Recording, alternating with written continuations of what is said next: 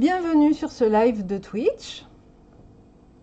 J'espère que vous allez bien, j'espère que vous m'entendez bien, qu'au niveau vidéo tout se passe bien aussi. J'espère que votre semaine s'est bien passée et je vous souhaite la bienvenue pour qu'on passe ces 2 heures ensemble à lire et à papoter, à échanger autour de la littérature. Vous êtes prêts?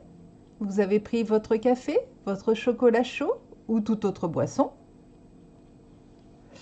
Alors, tout d'abord, ce que je me propose de faire, c'est de vous lire le prologue d'un livre que j'ai acheté hier matin.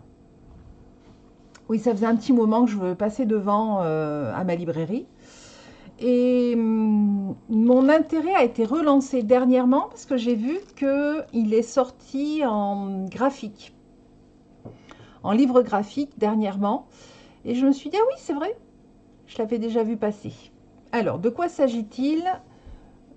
Comme d'habitude, vous n'allez pas le voir, bon, c'est pas grave. C'est La passeuse de mots de Alice et Jennifer Twice. Et moi, je l'ai aux éditions Le Livre de Poche. Donc, si vous êtes prêts et prêts, nous allons commencer la lecture du prologue. Donc, prologue. Un champ de roses aussi noir que les ténèbres s'étend à perte de vue. Rien d'autre, aucune habitation, pas âme qui vive. Une odeur âcre et métallique flotte dans les airs.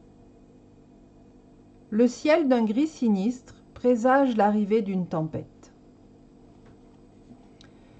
Des nuages menaçants approchent au loin.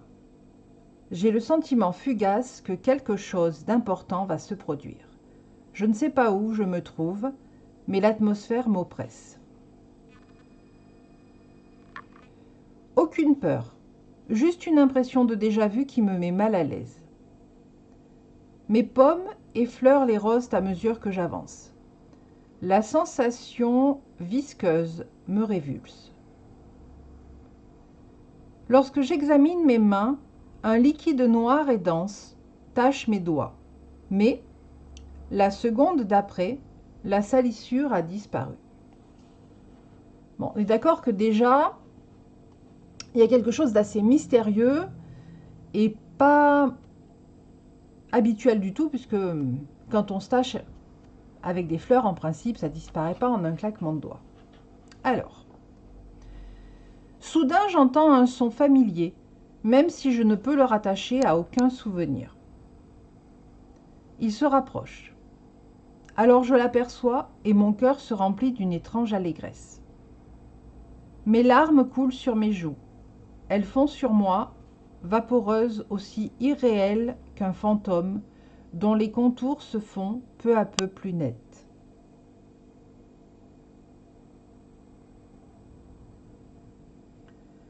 Ses ailes blanches mouchetées de noir, d'une envergure majestueuse, battent avec vélocité. Entre ses serres, un énorme serpent aux écailles argentées striées de bleu.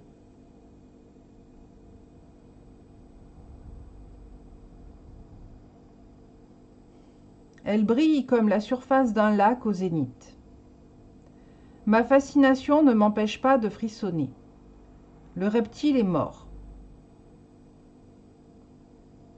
Et cela me réjouit sans que je sache pourquoi.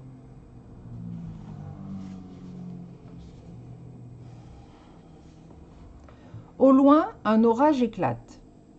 Le ciel va bientôt se déchirer. Il est temps de partir. La chouette lâche sa proie, sans vie, à mes pieds.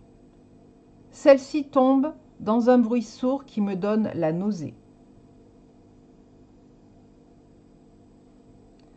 Puis elle vient se poser sur mon bras tendu, qui fléchit sous son poids. Mon poing se ferme et l'oiseau replie ses ailes à la beauté captivante. L'envie de la caresser me titille, mais cela me semble déplacé. Soudain, une voix s'élève, puissante, mais pas hostile. En revanche, sa force m'écrase, comme si on appuyait sur ma tête pour m'obliger à m'incliner.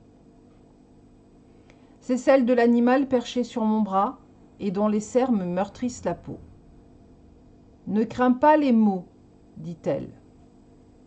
Alors pour votre information, vous n'avez pas le texte sous les yeux, mais quand elle dit, quand la chouette dit « ne crains pas les mots », c'est les mots MAUX. Je sais pas vous, mais moi, ce prologue de la passeuse de mots